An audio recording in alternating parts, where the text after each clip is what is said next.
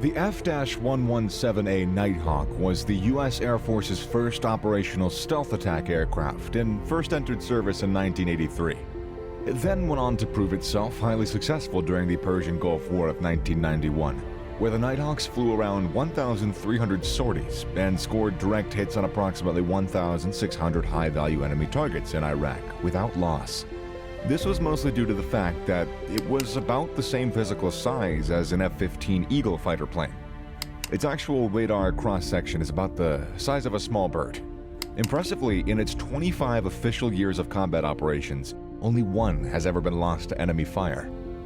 This occurred on the night of the 27th of March in 1999. It was at the start of NATO's aerial bombing campaign of 1999 against Serbia during the Kosovo War. This came about when Serbia started carrying out alleged ethnic cleansing and war crimes in the Serbian breakaway Republic of Kosovo. That evening, 4 US Nighthawks were preparing to take off from a military airbase in northern Italy to attack targets in Serbia. One of the aircrafts is something wicked, call sign Vega 31. It was piloted by 39-year-old Desert Storm veteran Lieutenant Colonel Daryl Patrick Dale Zelko. Then reports came through that the weather was starting to deteriorate over the Serbian target areas. Nevertheless, it was decided to go ahead with their mission, and at 7:05 p.m., the aircrafts took off in the direction of the Serbian capital, Belgrade, some 400 miles away. The US are confident that the elderly Serbian air forces are no real threat to the Nighthawks, with their cutting-edge stealth technology that made them nearly invisible to radar. They aren't even worried when a short time later their electronic warfare support for their mission are grounded due to bad weather. The Nighthawks were going to be protected by a group of US Navy EA-6B prowlers, a twin-engine dedicated electronic warfare aircraft. This highly capable aircraft could not only jam enemy radars, but it also carried several special air-to-surface missiles that are specifically designed to hone in on the electronic transmissions of any active anti-radar systems. Another complication is that the Serbian intelligence is aware of the Nighthawk's departure and have put its air defenses on high alert. This includes the 3rd Battalion of the 250th Air Defense Missile Brigade, commanded by Colonel Zoltan Dani.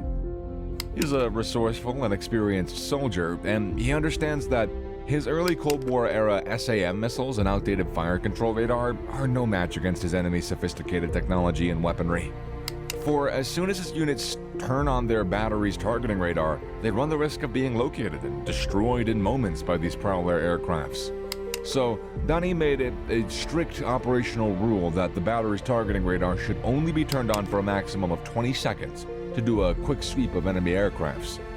He would limit his unit to just 2 of these sweeps, and then whether the unit had fired any missiles or not, the entire unit would pack up and move to a new firing position.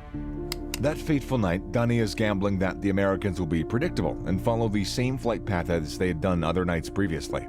Meanwhile, the Serbian Air Defense Network, who knows to look out for the squad of Nighthawks and think their best bet of doing this is to use the lower frequencies to scan with. At 7:50 p.m., they pick up Zelko's Nighthawk, which is attempting to hug the terrain below it, but it's making a bad job of it, clumsily climbing and diving in order to navigate the numerous ravines in the area. For though the Nighthawk is extremely stealthy, it does so by sacrificing both speed and agility. Its pilots have been describing it like having the flight characteristics of a slow-moving brick. The Serbian Air Defense Network gets lucky. They spot Zelko's Nighthawk approximately 35 miles north of Belgrade, and it's heading in the direction of Dani's unit.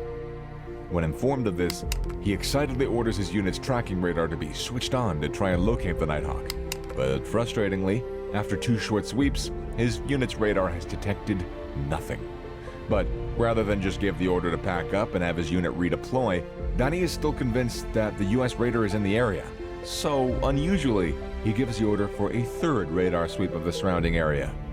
On this occasion, that's not as risky as it seems, as Serbian intelligence has informed him that there are no prowlers in the area at the moment, because they're still grounded due to bad weather.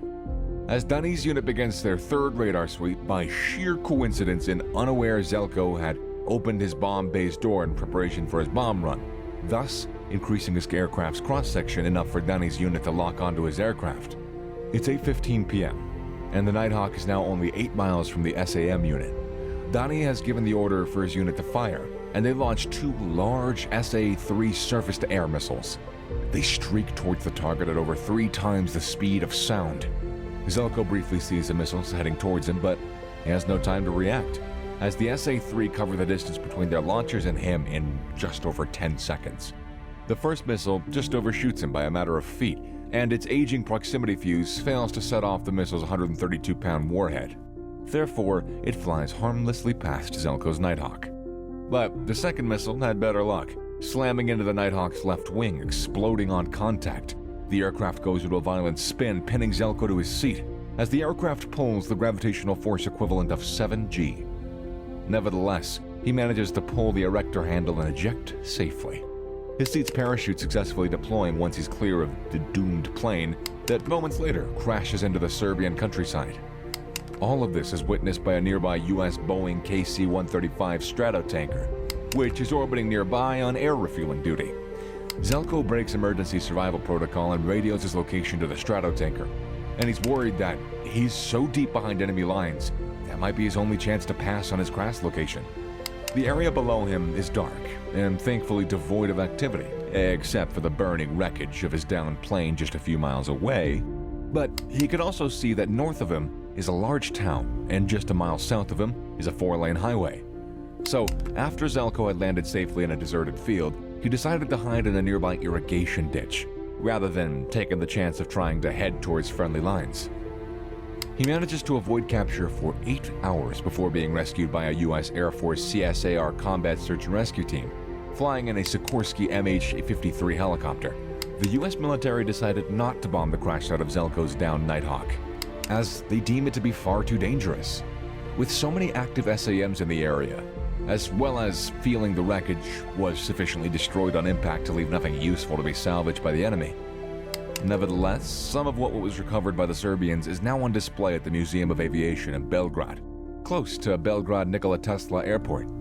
After the shooting down of his Nighthawk, the US military started to refer to the technology used on it as being of a low observable design rather than stealth technology. Mockingly after the incident, the Serbians would say about the shooting down of a Nighthawk, "We didn't know it was invisible." The Nighthawks were officially retired from combat duties in 2008, and around 50 airframes were mothballed, while several others have been donated for display at various museums. Interestingly, a small number of Nighthawks are still active and are officially said to be used for training purposes. And over the last few years, there have been several mysterious sightings surrounding the Nighthawk, leading to the speculation that they are still being used for selective and highly secretive covert operations. Be sure to watch US Lethal Laser Weapon next.